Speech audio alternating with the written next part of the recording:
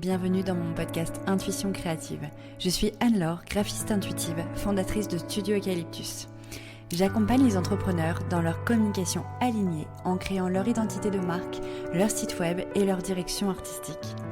L'intuition, l'écoute de soi, la créativité et l'éveil font partie de mon quotidien. Ici, tu retrouveras mes conseils et prises de conscience pour être pleinement épanoui dans ta vie d'entrepreneur holistique.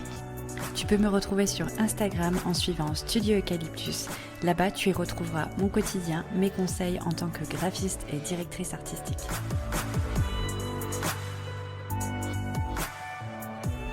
Hello et bienvenue dans mon épisode 24 de mon podcast Intuition créative. Je suis ravie de te retrouver dans ce nouvel épisode. Aujourd'hui, on va parler d'expérience, l'expérience que j'ai en tant qu'entrepreneur intuitive et organisée. Et je vais t'expliquer comment optimiser ton temps tout en étant intuitive et intuitif. Bien sûr, mon podcast s'adresse autant aux hommes qu'aux femmes, mais de manière générale, c'est vrai que j'inclus plus les femmes, étant donné que voilà, mon audience est, on va dire, composée à 90% de femmes. Donc, messieurs, désolée si je parle au féminin dans cet épisode et dans les autres épisodes de mon podcast. Aujourd'hui, du coup, ce sujet d'optimiser son temps en étant intuitif, il vient un peu comme une évidence parce qu'en fait, c'est vrai que je me suis rendu compte que très souvent, on me dit « Mais comment tu fais pour être organisée alors que tu es ultra intuitive ?» Et du coup, je me suis rendu compte que c'est vrai que j'arrivais à jongler entre les deux, entre ma part très créative, intuitive et ma part d'organisation. Surtout dans mes accompagnements où j'ai besoin d'être organisée pour que mon client se sente soutenu, bien accompagné, qu'il comprenne bien les étapes de création de l'identité visuelle, du site internet, etc. Et du coup, j'ai vraiment cet équilibre entre l'organisation et l'intuitif. Bien que mon organisation aujourd'hui mérite encore des ajustements, mais j'ai envie de dire que tout entrepreneur, tout au long de sa vie d'entrepreneur, va perpétuellement revoir son organisation pour l'optimiser. Donc aujourd'hui, je considère que mon organisation est mieux que l'année dernière et que l'année d'avant. C'est quelque chose sur lequel je travaille, mais je pense pouvoir, avec l'expérience que j'ai de quelques années dans l'entrepreneuriat intuitif, pouvoir te partager mes petits conseils que j'ai appliqués au quotidien pour vraiment avoir cet équilibre. Alors du coup, pour commencer, bien évidemment, sache que être intuitif, spontané, n'est pas incompatible avec le fait d'être organisé, d'anticiper et de programmer des choses. C'est vraiment quelque chose qui peut se joindre et on peut avoir vraiment cet équilibre entre les deux. Donc c'est pas parce qu'on est vraiment dans l'instant présent, dans l'intuitif, dans le spontané qu'on ne peut pas être organisé. C'est vraiment deux choses qui peuvent très bien s'harmoniser ensemble. Et du coup, la première chose que j'ai envie de te partager, ça serait en fait d'être organisé pour les tâches. En fait, l'endroit où tu peux être le plus organisé, c'est les tâches qui te demandent le moins de créativité. On va dire les tâches un petit peu récurrente et plutôt basée sur l'entrepreneuriat.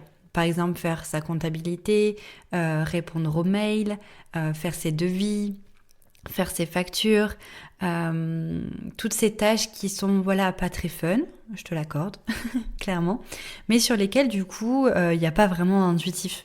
On est clairement dans du terre à terre, quelque chose de bien ancré, les choses qu'on est un peu obligé de faire malgré tout.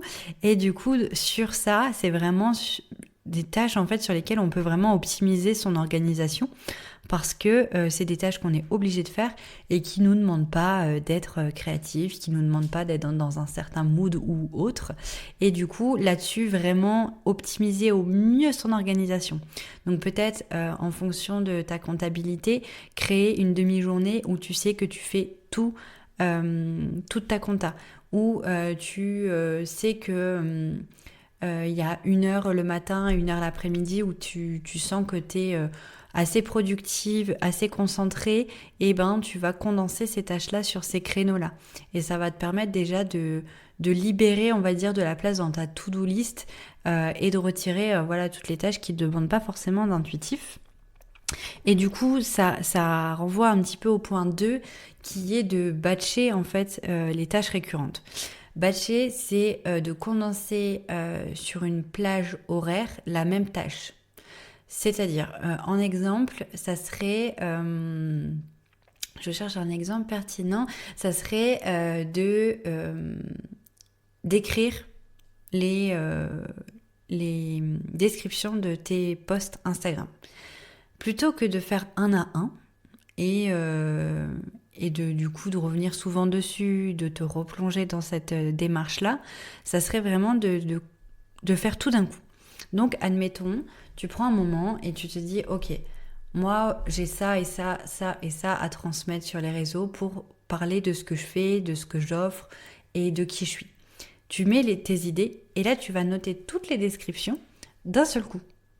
Et comme ça, toute la partie vraiment qui va solliciter ton cerveau pour rédiger, pour trouver des idées, etc., tout est réparti dans un seul moment, ce qui fait que tu restes concentré sur la tâche et tu vas pas t'éparpiller et tu n'auras pas besoin de revenir plusieurs fois dans cet état d'esprit-là de rédaction de contenu.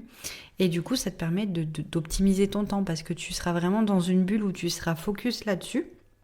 Et du coup, tu pourras vraiment être productif sans être distrait par d'autres tâches.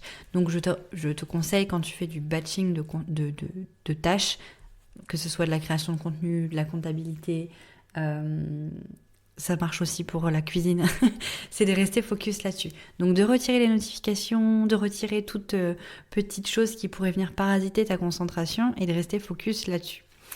Faire ça, ça ne va pas en fait te brider dans ta part intuitive.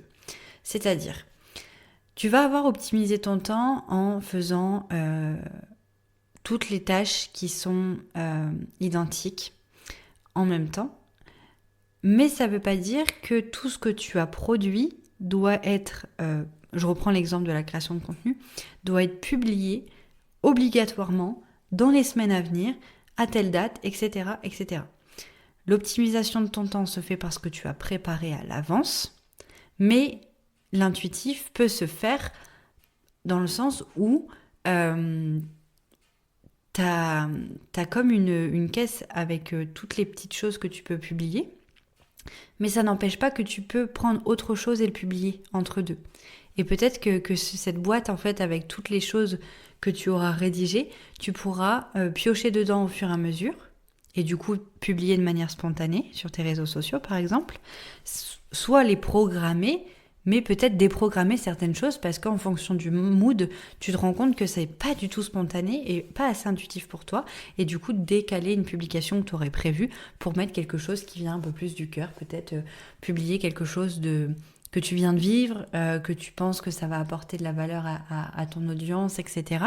Et du coup, en fait, tu auras la possibilité de revenir sur ce que tu as déjà fait, mais tu auras quand même une productivité et optimiser ton temps, parce que si jamais à ce moment-là, au moment où tu as envie de publier, bah, tu n'as pas forcément de choses intuitives ou spontanées à partager, tu auras quand même créé du contenu sur un instant où tu avais vraiment dédié ton temps à ça. Et du coup, tu ne seras jamais dans cette impasse de ah bah je sais pas quoi publier, du coup je vais réfléchir pendant 2 heures, et puis pendant ces 2 heures-là, tu essayes de produire un truc qui n'a pas de sens et qui du coup va te prendre du temps sur des tâches peut-être très créatives, très intuitives, sur lesquelles tu serais à l'aise. Créer un accompagnement pour un client, faire une illustration pour un client, quelque chose comme ça. Donc l'idée en fait c'est dès que tu as le mood en fait pour faire une tâche, de le faire et de le faire vraiment complètement pour pouvoir justement dans ces moments où tu n'es pas productif, pour pouvoir avoir ce stock là, et les moments où tu es intuitif, quand même avoir la possibilité de moduler un petit peu ce que tu avais prévu.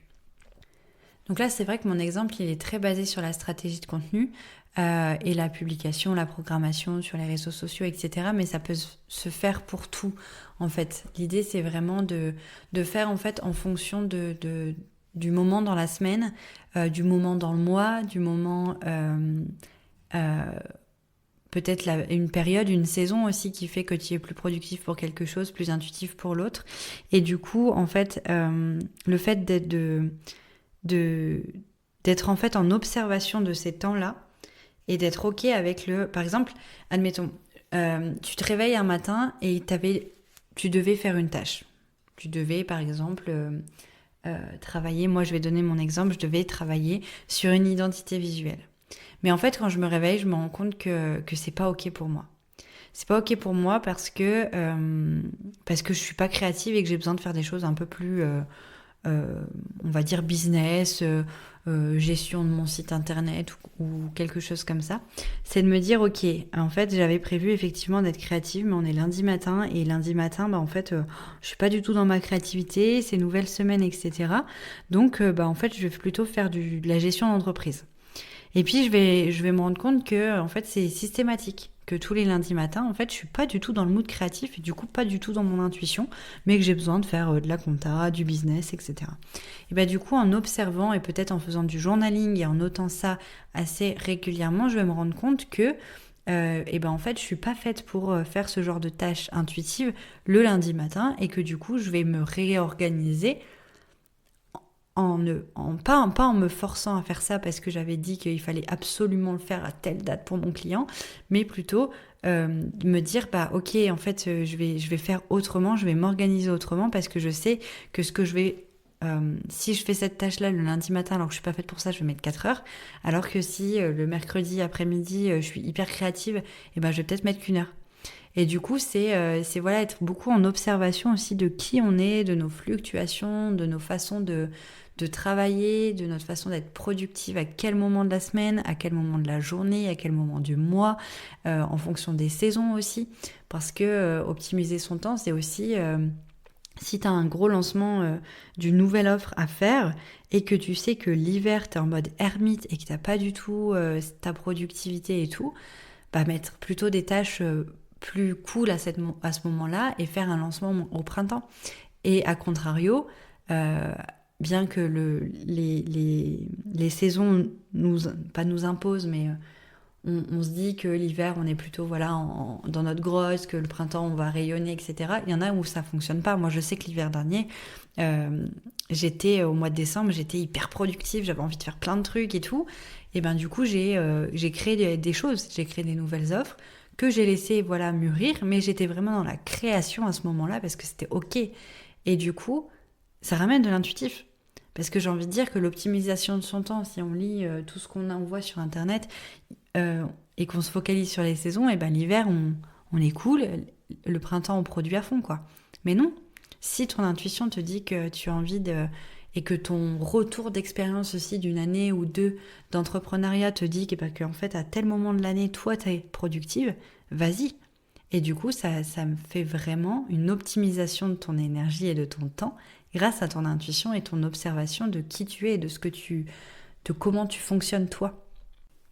Alors bien sûr mon conseil n'est pas de toujours tout chambouler au dernier moment. Parce que si tu as réussi à optimiser ton temps en observant un petit peu tes moments où tu es le plus productive et que du coup, en amont, tu as préparé tout un lancement ou en amont, tu as préparé tout un process d'accompagnement client. Si arrivé à l'instant T, tu dis non, je fous tout en l'air, excuse-moi de l'expression, j'ai pas envie de faire comme ça, je suis intuitive, là, clairement, tu vas pas optimiser ton temps parce que tu auras tout recommencé à zéro. Par contre, il y a des petites choses que tu peux ajuster. Je vais donner un autre exemple parce que je parlais beaucoup de création de contenu et je pense que donner un autre exemple, ça peut aussi être pertinent pour toi. J'ai mes accompagnements d'identité visuelle qui sont tramés. C'est-à-dire que je sais que je vais prendre à peu près une semaine au niveau de l'immersion avec le workbook.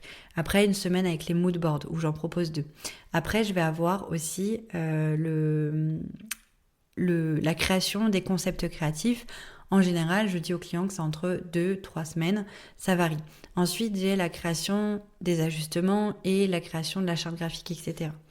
Parfois, j'ai des clients où en fait, quand je suis dans le projet, je me rends compte qu'il y a peut-être que 2 concepts à donner. Parce que je sens que si j'en donne 3, en fait, ça, c'est plus ok. Ou alors, j'en ai 4 et que, voilà, c'est comme ça. c'est ok en fait d'ajuster. Mais moi je sais que dans ma tête, j'ai mon process qui est comme ça. Et du coup, ça me cadre. Je sais que je vais mettre tant de temps à passer sur les concepts créatifs, que je vais en proposer 3. Et du coup, ça me permet de pas trop m'éparpiller, de pas trop réfléchir. Je fais tous mes croquis, j'en choisis 3 et j'essaye de pas aller au-delà. Et du coup, ça m'a créé tout un process dans ma tête, dans mon organisation, dans ma façon de produire, qui est devenu vraiment cadré en fait. Et qui va me soutenir. Et qui va aussi soutenir du coup mon intuitif, parce que du coup comme j'ai cette base qui est vraiment bien solide et que mon client sait aussi que il va être soutenu de telle et telle étape, rajouter de l'intuitif en disant bah écoute là non, je sens qu'il faut que tu prennes un peu plus de temps pour observer, fais peut-être une méditation, ou excuse-moi mais en fait non, je vais te proposer autre chose, et ben tout ça c'est ok, on arrive à les recevoir de manière sereine, parce que on a notre socle en fait qui a été assez bien posé, optimisé, encadré, etc. Et d'ailleurs, au moment où je tourne cet épisode, je me rends compte que je suis vachement dans l'intuitif. Parce que si tu veux sourire un petit peu, j'avais ma trame où je devais vraiment te donner des conseils assez cadrés, étape par étape. Et en fait, là, je me rends compte que je vais beaucoup plus dans des exemples, que je développe beaucoup plus mes exemples et que je dérive un peu aussi sur d'autres conseils. Mais c'est ok, je suis intuitif, mais ça veut pas dire que je viens faire mon épisode de podcast en roue libre, en mode bon, je verrai bien de quoi je parle. Non, j'ai ma trame sous les yeux qui me permet d'être organisée, d'avoir un certain cadre et de pas passer trop de temps à enregistrer cet épisode, mais je vais laisser la place à la spontanéité, à l'intuitif. Si je sens que j'ai une autre idée qui vient, c'est ok, je laisse venir et je me dis que ça a forcément un intérêt pour toi qui écoutes de partager cette expérience à ce moment-là. Donc voilà un petit peu encore des expériences que je peux te partager par rapport à ce côté organisé et intuitif. Je suis partie un peu dans tous les sens. Ça voilà, c'est vraiment ma part intuitive et créative qui fait que j'ai beau avoir des cadres, ouais, j'ai besoin aussi parfois de laisser aller les choses et de m'éparpiller. Et je pense que ça fait partie de moi. Et je pense qu'on est beaucoup à être comme ça. Et il faut vraiment pas se flageller. C'est ok de pouvoir, d'avoir envie aussi d'ajuster les choses de temps en temps. Après, pour aller vraiment plus dans le conseil très clair et pertinent, au-delà d'expliquer un peu tous ces exemples, c'est aussi d'éviter pour optimiser son temps et laisser voilà de l'espace à l'intuitif, c'est aussi de pas trop charger nos to-do list, nos emplois du temps, etc. Se dire que de tout charger, ça va justement créer un peu ce moment de panique qui nous empêchera d'être créatifs, qui nous empêchera d'être intuitifs, et du coup qui va nous frustrer au bout d'un moment. Et du coup, on sera plus aligné avec notre organisation, notre façon de faire, etc. Et du coup, c'est pas forcément non plus l'idéal. Donc, pour être bien organisé, il faut alléger nos agendas.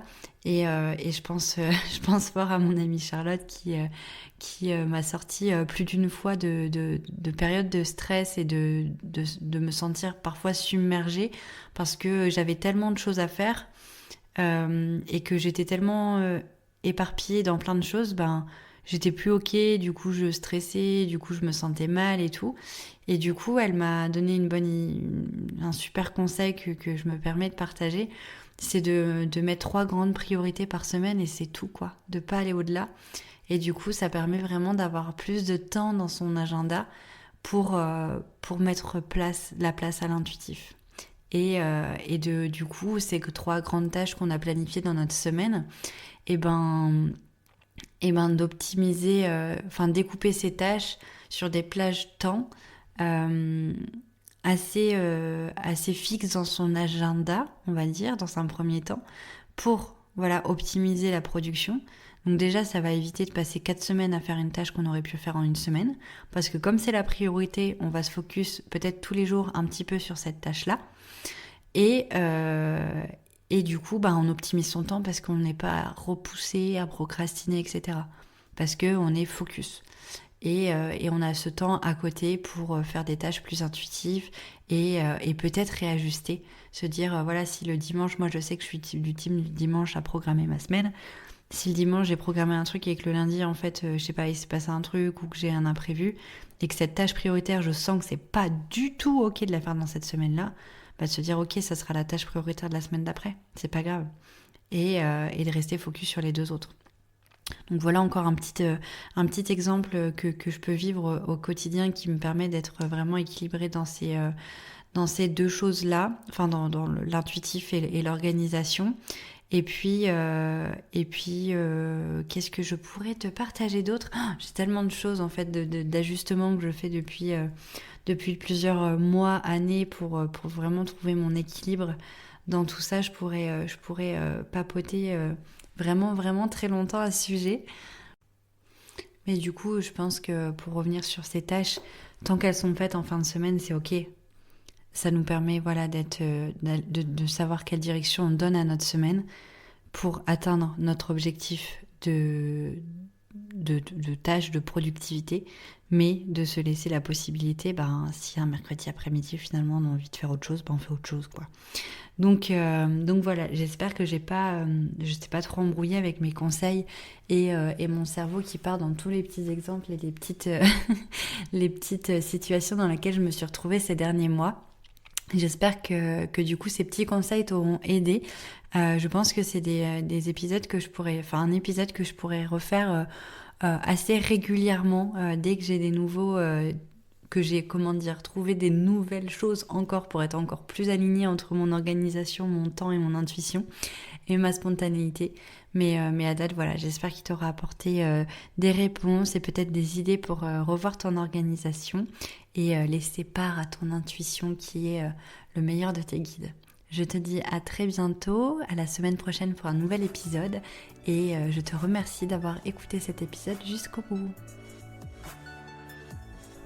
Merci beaucoup, beaucoup d'avoir écouté cet épisode. J'espère qu'il t'aura plu. En tout cas, si c'est le cas, n'hésite pas à t'abonner à mon podcast, noter, partager et commenter cet épisode. Et si tu souhaites retrouver plus de conseils au quotidien et suivre mon aventure, n'hésite pas à me suivre sur Instagram au nom de Studio Eucalyptus. Si tu as besoin de communication alignée, n'hésite pas également à réserver un appel découverte avec moi. Je t'accompagne dans la création de ton identité de marque et de ton site internet. Je te remercie encore 1000 fois en tout cas d'avoir écouté cet épisode. Je te souhaite une excellente et rayonnante journée. À très vite dans un nouvel épisode. C'était Anne-Laure, graphiste intuitive, fondatrice de Studio Eucalyptus.